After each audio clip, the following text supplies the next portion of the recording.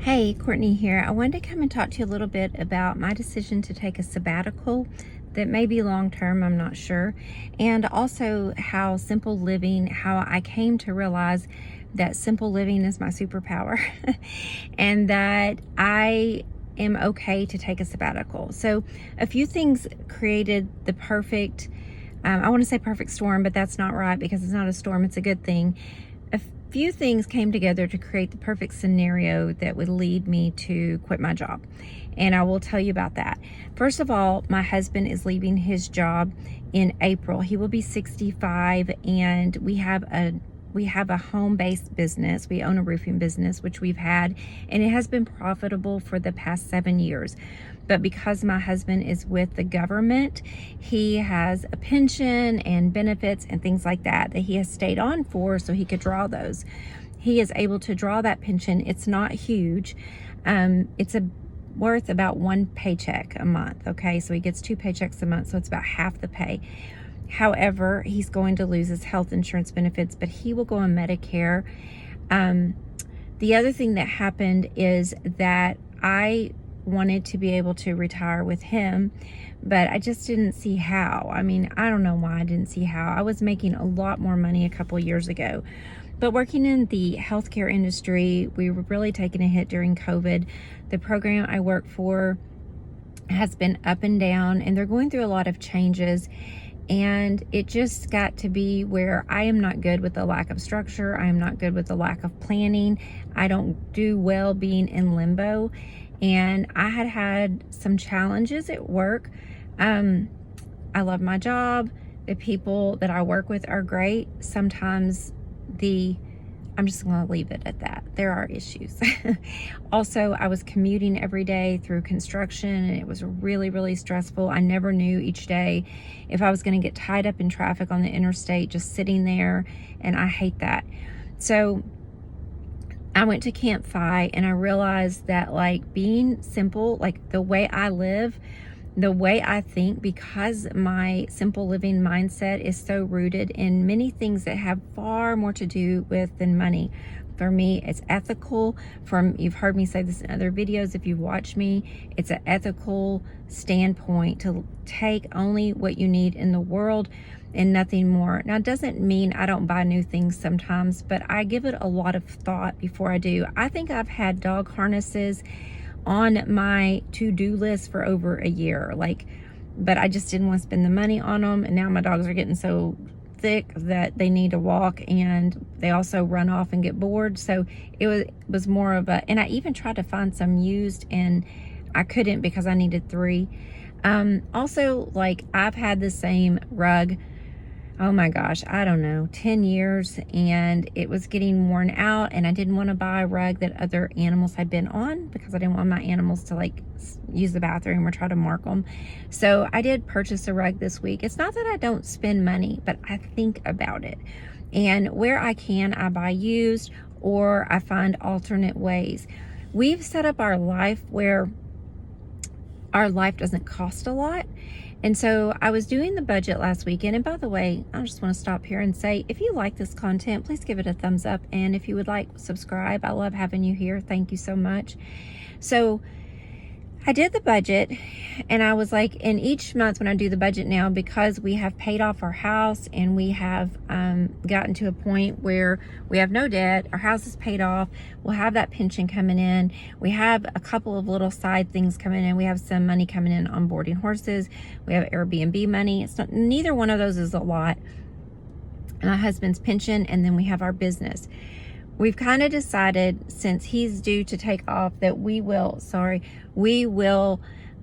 try to make a go of living on our roofing business for a year. It, for the past 7 years, has made enough to support us.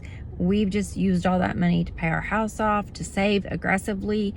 So I had said to myself, I had a goal of getting to a certain amount in our emergency fund / bridge account. A bridge account is an account that allows you to have a bridge to your retirement accounts when you would draw on those. We have enough right now to live comfortably for 4 or 5 years.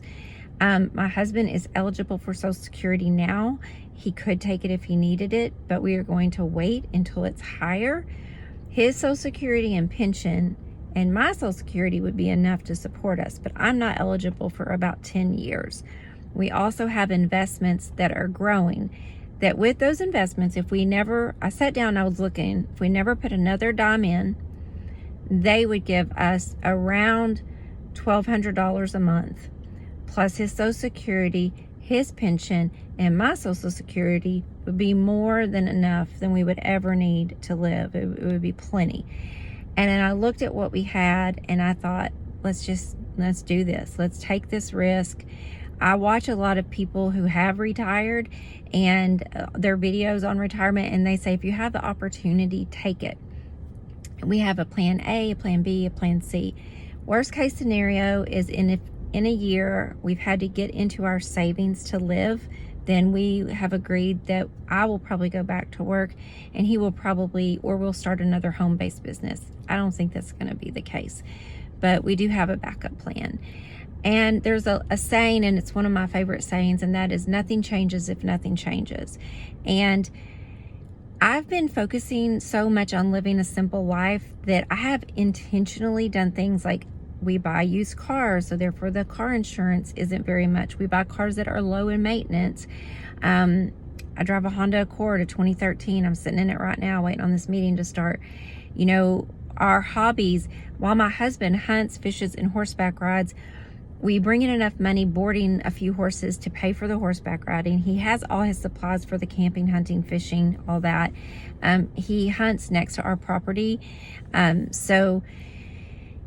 most of the time he just goes out there and sits and watches the animals anyway. And we have an old boat that's paid for, that we don't have to pay even insurance because the motor isn't that big, that he uses. And so we have a camper we can borrow of my grandfather. It's actually his dad. We call him Grandpa.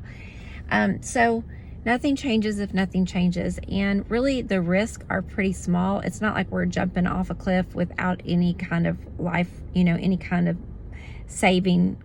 I don't know what I'm trying to say. It's not like we're jumping into deep water without a raft or a life jacket. We have that in place.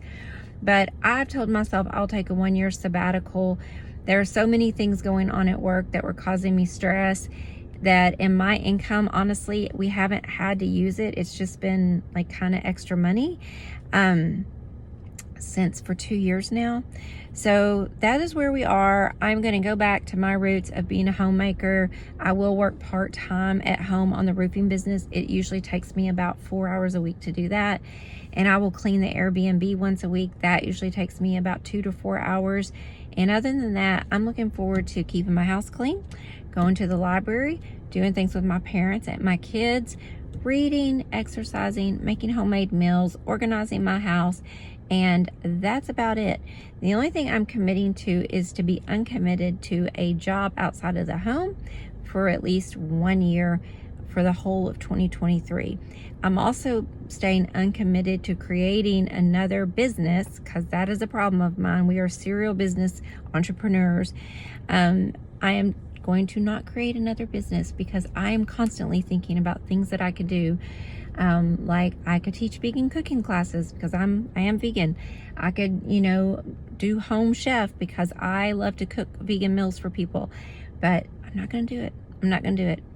I'm going to work on me for the next year. So I am looking forward to sharing simple living with you, what it looks like. And so for right now, I'm going to the recycling center, and then I'm heading over to my meeting, and it's a support group. And that is one thing that doesn't cost me anything, but keeps my brain healthy, keeps my mind healthy, and my relationships healthy. Thank you so much. Bye-bye.